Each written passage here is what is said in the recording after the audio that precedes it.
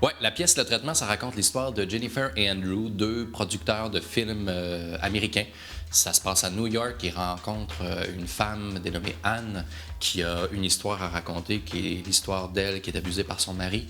Puis, au fur et à mesure de ces rencontres-là, on va apprendre un peu plus des intentions de Andrew et Jennifer derrière tout ça, à savoir la manipulation de la réalité versus la fiction. Donc ça va jouer là-dedans.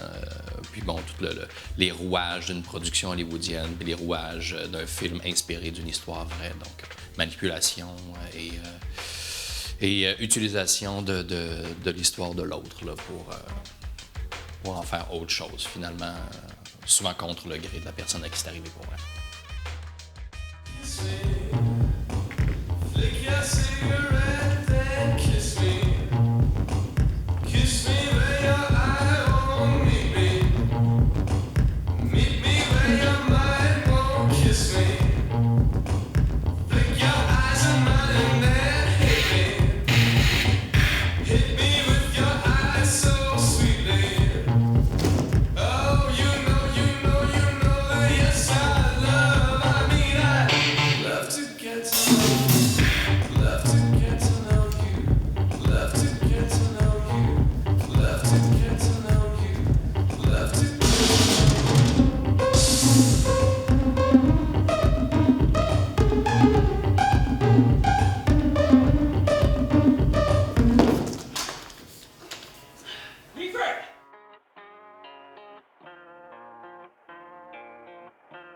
Mon nom est Marc-André Deschênes, je vais interpréter Clifford dans la pièce Le Traitement.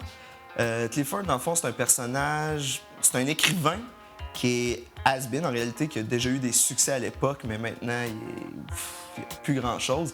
Et il écrit une pièce et il va la présenter justement au personnage de Jennifer et d'Andrew, qui vont adorer. Et avec ça, c'est justement, ils vont utiliser justement mon texte pour améliorer, entre guillemets, l'histoire de Anne.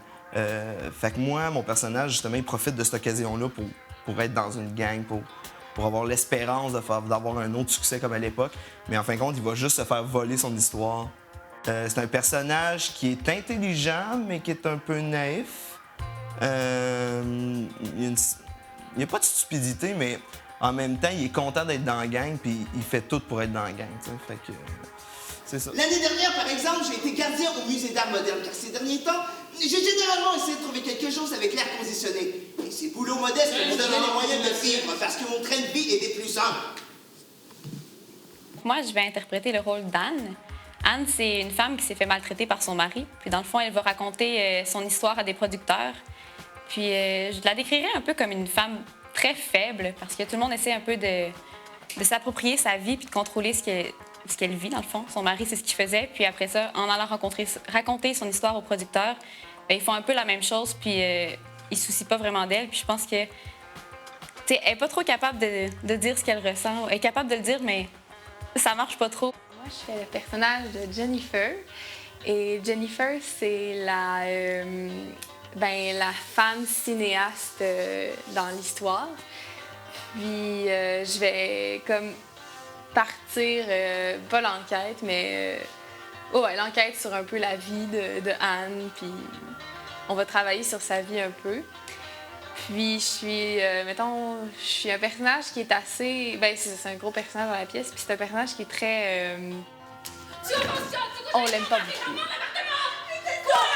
Si les personnages sont pas très attachants dans la pièce, ça c'est vraiment une des plus vaches, là. Je pense que c'est une femme qui a besoin de contrôler beaucoup de choses. Puis quand elle contrôle pas, ça marche pas. Puis c'est ça, ça se passe dans le New York assez opulent. Fait que c'est une fille de sa classe sociale, là. C'est une femme très, très bourgeoise qui méprise beaucoup les autres gens. Donc, ça ressemble à ça. C'est Jennifer.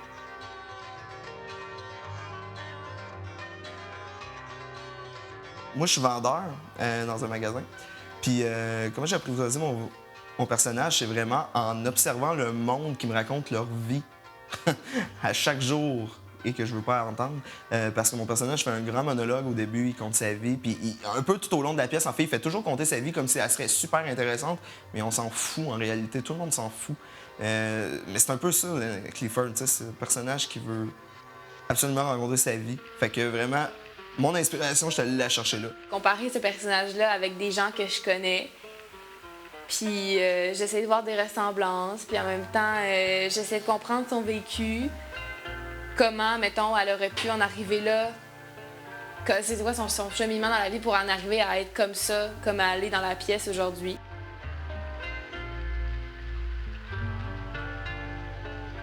Faut pas se faire chier à venir au théâtre. Vous venez parce que ça vous tente, vous venez parce que vous avez envie de vous faire raconter une histoire, puis vous avez envie de vous faire raconter une histoire qu'on vous raconte pas souvent, donc qui sort un peu des sentiers battus avec l'auteur Martin Crimp, qui est un auteur britannique avec un langage plus corrosif, plus rentre-dedans. Donc voilà, ouais, pour essayer de se faire brasser un peu, pour être surpris, puis pour pouvoir découvrir que du théâtre, c'est pas plate. Ça peut être vraiment le fun.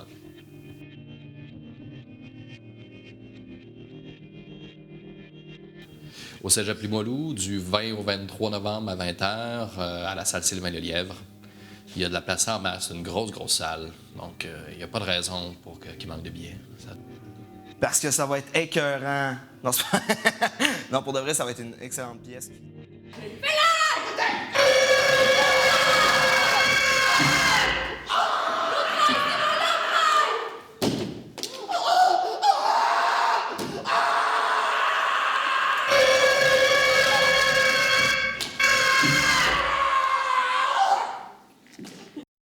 Quel est ton nom? Élise Cléro. Élise? Parfait. Comment tu as trouvé la pièce ce soir? La pièce, j'ai vraiment beaucoup aimé. Il y avait beaucoup d'émotions fortes et franchement, c'était vraiment bien joué. C'était super intéressant. Y a-t-il un personnage en particulier que vous avez, qui vous a vraiment touché là, par son rôle? Le chauffeur de taxi aveugle. Ouais, c'est quand même spécial. C'est vraiment mon personnage préféré de la pièce. Parfait. Merci beaucoup.